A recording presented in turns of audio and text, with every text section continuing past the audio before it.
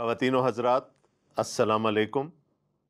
प्रोग्रामों का सिलसिला है नूर हयात और मैं हूं आपका मेज़बान डॉक्टर आसिफ जॉन।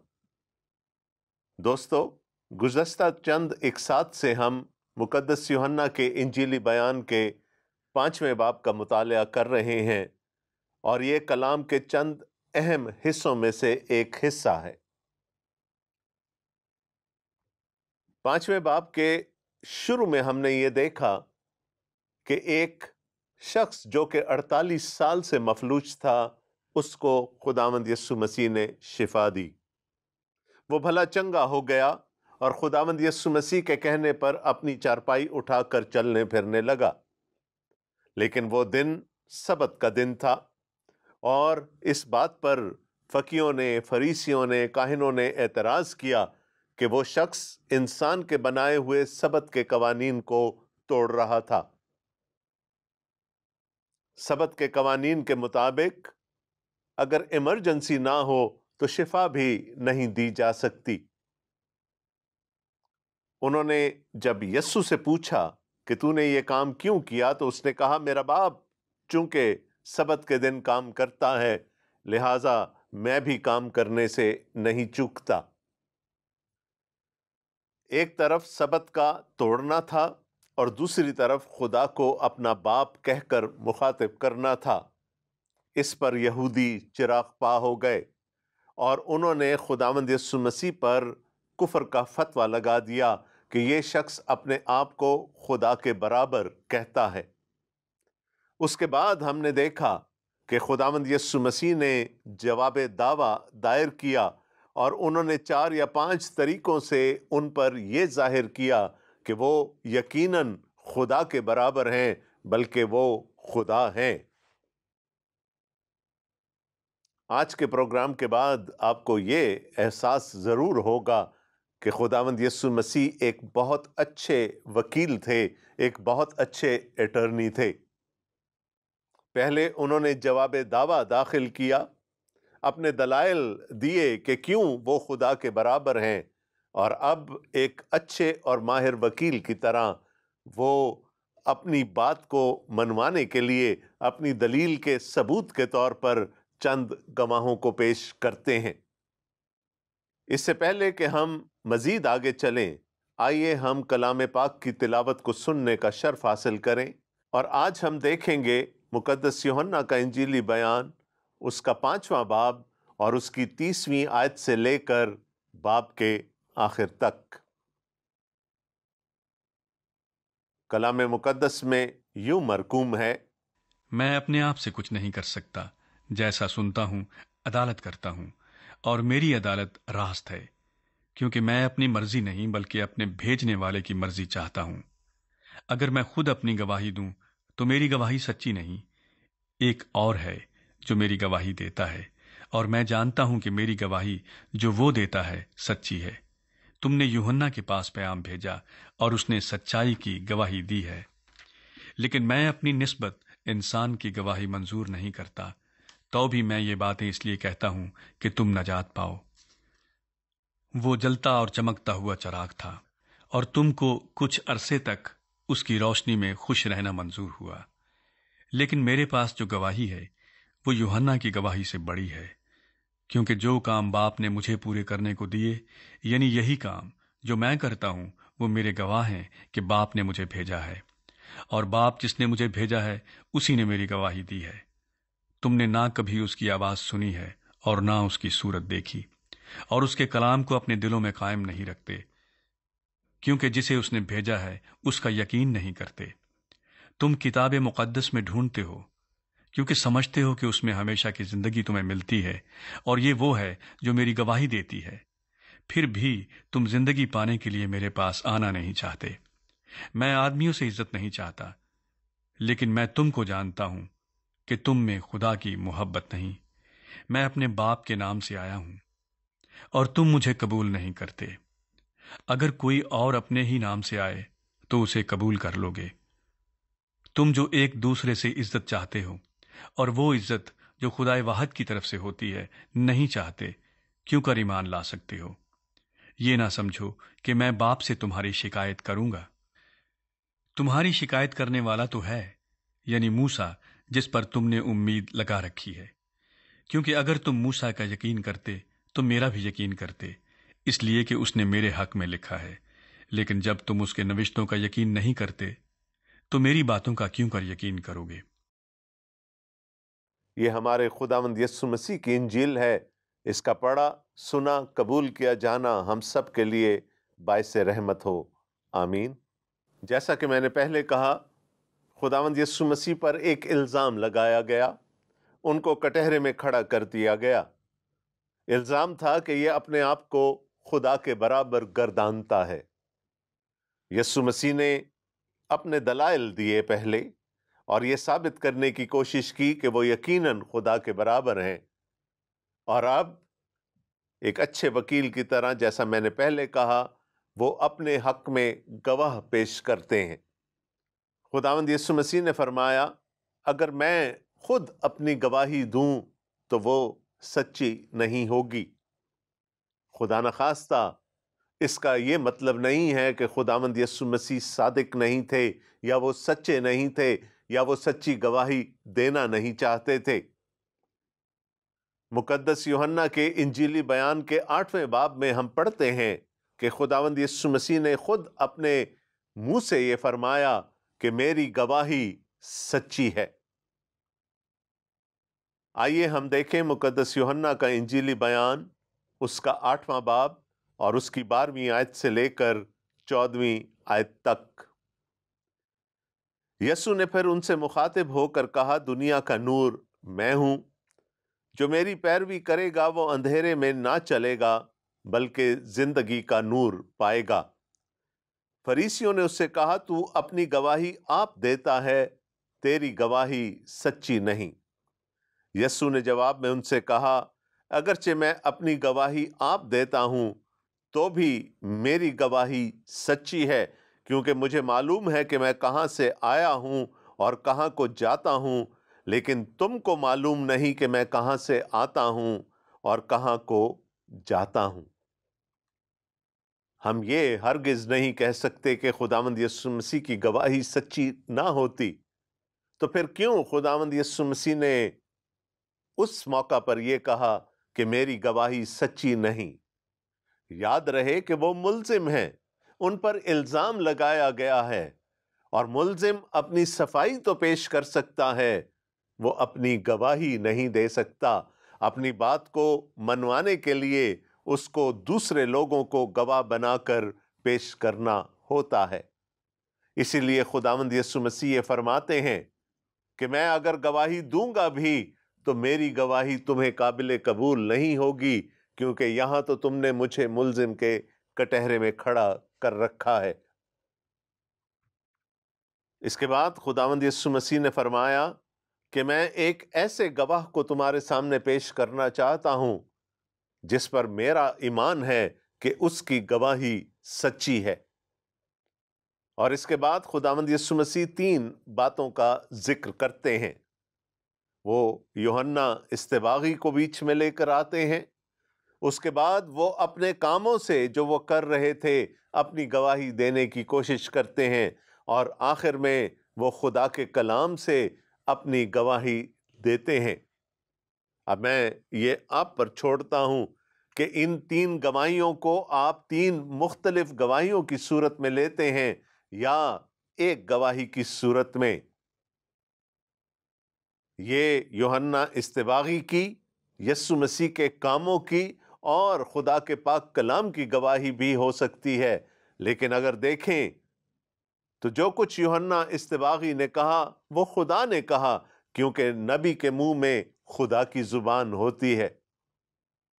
اس کے بعد خداوند یسوع مسیح فرماتے ہیں کہ میرے کام میرے گواہ ہیں، لیکن یہ کام میرے نہیں ہیں، یہ میرے باپ نے، خدا باپ نے مجھے کرنے کے لیے دیے ہیں۔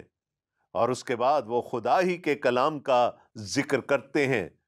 تو ان گواہیوں کو 3 مختلف گواہیاں بھی لیا جا سکتا ہے، اور ان کو ایک گواہی بھی لیا جا سکتا ہے، یعنی خدا کی گواہی اپنے بیٹے کے بارے میں۔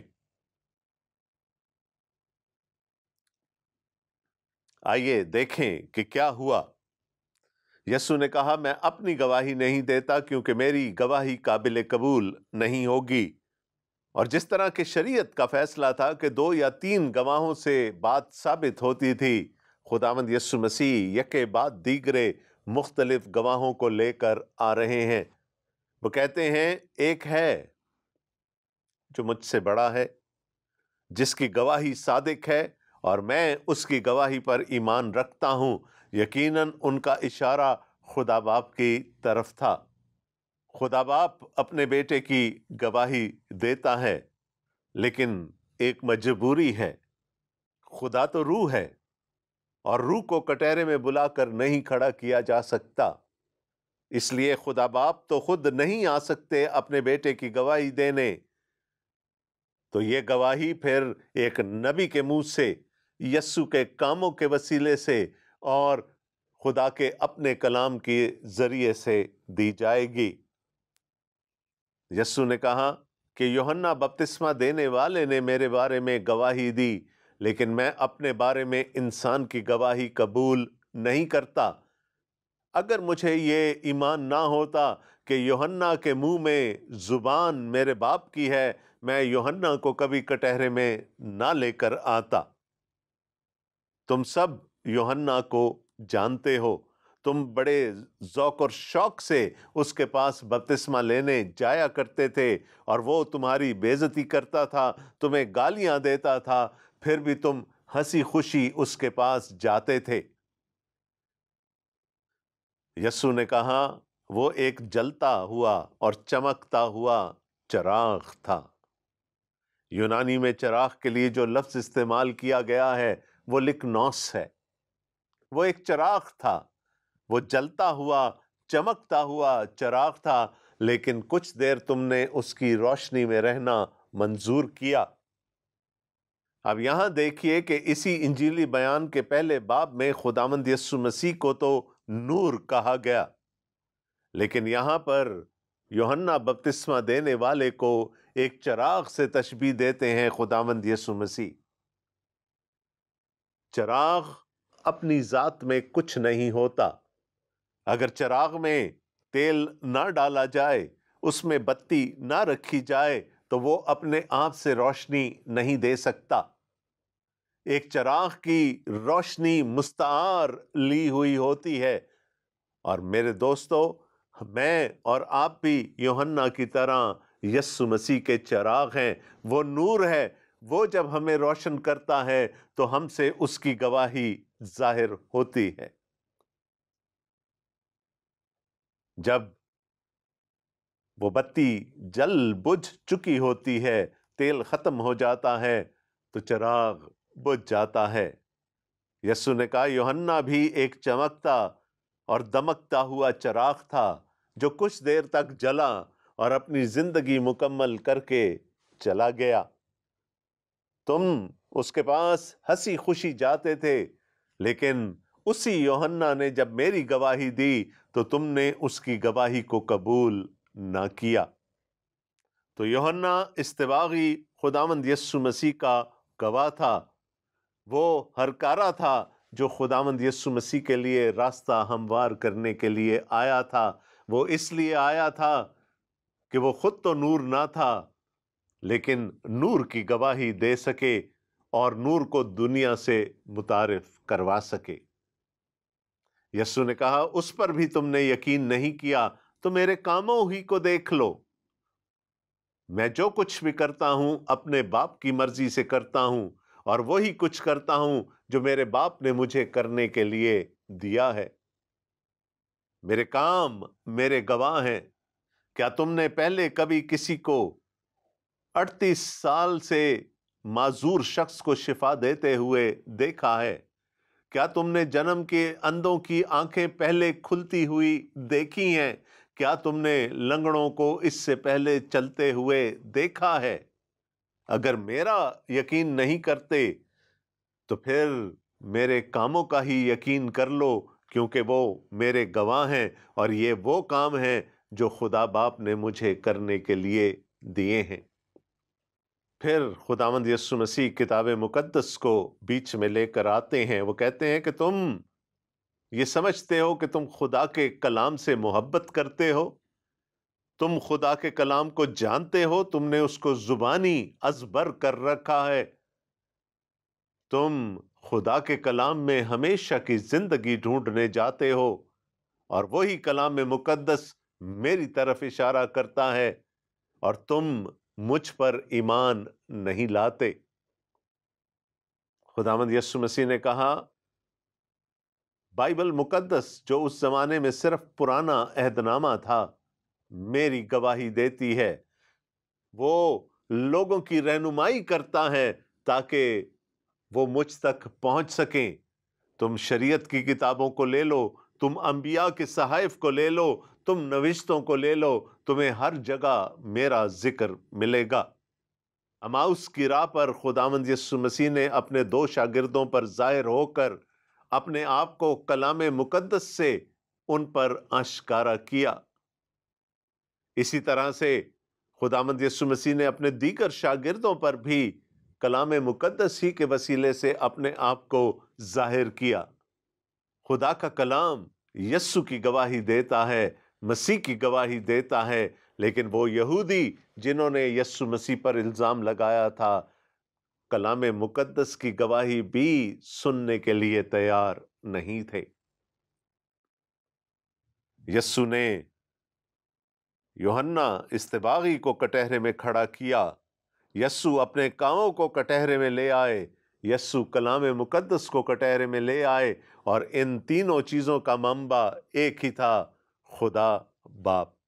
یسوع نے کہا تم میری گواہی نہیں مانتے، نہ مانو، لیکن خدا باپ کی گواہی تو قبول کر لو، جس نے نبیوں کے وسیلے سے، جس نے اپنے کلام کے وسیلے سے، اور جس نے میرے کاموں کے وسیلے سے میری گواہی دی ہے. یسوع نے اپنا مقدمہ مکمل کر لیا.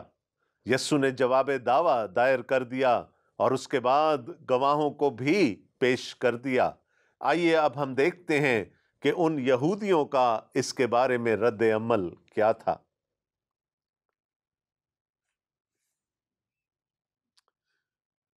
یسوع نے کہا میں آدمیوں سے عزت نہیں چاہتا، لیکن میں تم کو جانتا ہوں کہ تم میں خدا کی محبت نہیں. میں اپنے باپ کے نام سے آیا ہوں اور تم مجھے قبول نہیں کرتے. اگر کوئی اور اپنے ہی نام سے آئے تو اسے قبول کر لو گے. تم جو ایک دوسرے سے عزت چاہتے ہو اور وہ عزت جو خدائے واحد کی طرف سے ہوتی ہے نہیں چاہتے، کیوں کر ایمان لا سکتے ہو؟ یسوع نے کہا میں آدمیوں سے عزت نہیں چاہتا. اس بات کو غلط نہ سمجھیے گا. میرا اور آپ کا فرض ہے کہ ہم یسوع مسیح کو عزت دیں، تعظیم دیں، تکریم دیں، ان کے نام کو جلال دیں. لیکن یہاں پر ان یہودیوں سے یسوع یہ گلہ کرتے ہیں کہ تم مجھے عزت نہیں دینا چاہتے. نبیوں نے میرے بارے میں کہا، میرے کام میرے گواہ ہیں، اور کلام مقدس میں میرے بارے میں لکھا ہوا ہے، لیکن تم مجھے جلال دینا نہیں چاہتے. تم لوگ ایک دوسرے کو جلال دیتے ہو. تم یہ کہتے ہو کہ ہم میں خدا کی محبت ہے، ہم خدا کے کلام سے محبت رکھتے ہیں، لیکن نہ تو تم میں خدا کی محبت ہے اور نہ ہی تم خدا کے کلام سے محبت رکھتے ہو. کیونکہ اگر رکھتے تو اس پر عمل کرتے، اور اگر عمل کرتے تو میری تکریم کرتے، میرے نام کو جلال دیتے. یسوع مسیح کے یہ الفاظ یقیناً ان یہودیوں کے لیے کسی گالی سے کم نہیں ہوں گے، کیونکہ ان کو بڑا زوم تھا، بڑا فخر تھا خدا سے اپنی محبت پر. ان کو بڑا زوم تھا کہ وہ شریعت پر اور خدا کے کلام پر عمل کرنے والے لوگ ہیں. لیکن یسوع مسیح نے کہا حقیقت اس کے برعکس ہے. تم نہ تو خدا کی تکریم کرتے ہو اور نہ ہی اس کے کلام کی حرمت کا تمہیں پاس ہے. اور یسوع نے کہا کہ یہی کلام اور وہ جس کی تم بہت عزت کرتے ہو، موسیٰ تم پر الزام لگائیں گے۔ یسوع نے کہا میری عزت نہیں کرتے نہ صحیح، مجھے جلال نہیں دینا چاہتے نہ صحیح، لیکن میں تم پر الزام نہیں لگاؤں گا۔ کیوں کہا ایسا یسوع نے؟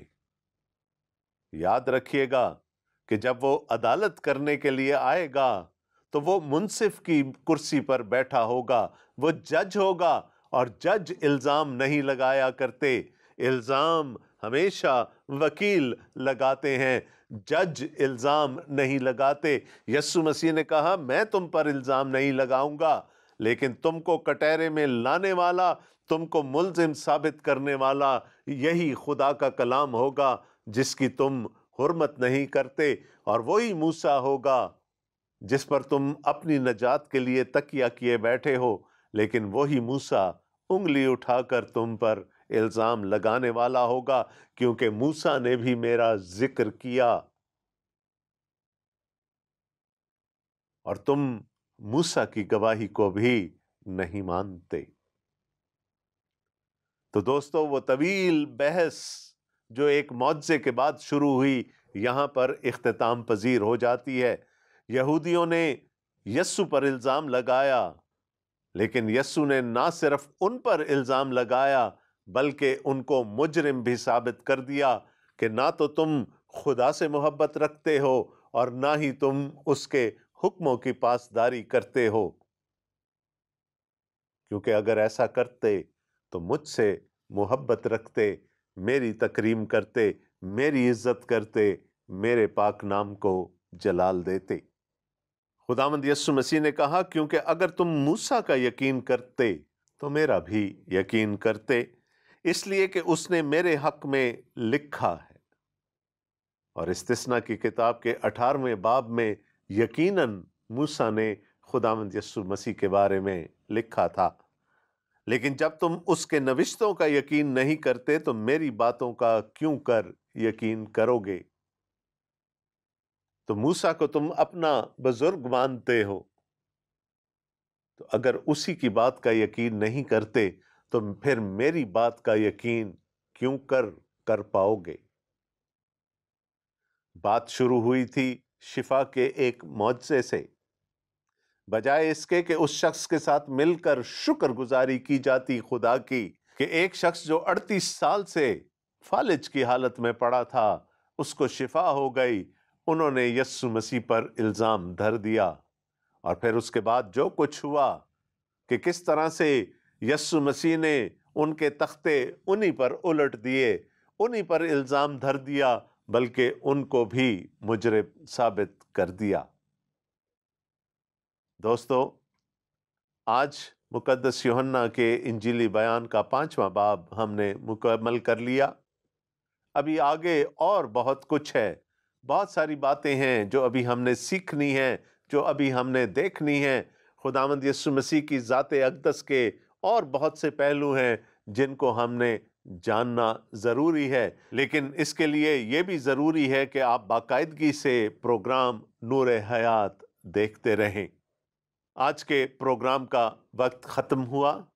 ہم سے رابطے کی تمام تر تفصیلات آپ کی اسکرین پر نمودار ہو رہی ہوں گی۔ آپ ہمیں فون کال کر سکتے ہیں، ای میل بھیج سکتے ہیں، یا پھر فیس بک اور اسکائپ کے ذریعے سے ہم سے رابطہ کر سکتے ہیں۔ ہم منتظر رہتے ہیں آپ کی مفید آراء کا اور آپ کے مفید مشوروں کے۔ ہم سے رابطہ ضرور کیجیے، ہمیں بتائیے کہ آپ کو ہمارے پروگرام میں کیا اچھا لگا اور کہاں ہم اس کو اور مزید بہتر بنا سکتے ہیں۔ آخر میں اسی دعا کے ساتھ کہ خدا تعالیٰ مجھے اور آپ کو، ہم سب کو اپنے حفظ و امان میں رکھیں، ہمارے لیے آسانیاں پیدا کریں تاکہ ہم دوسروں کے لیے آسانیاں پیدا کر سکیں۔ آمین۔ آپ کا میزبان اگلے پروگرام تک کے لیے آپ سے اجازت چاہتا ہے۔ خدا حافظ۔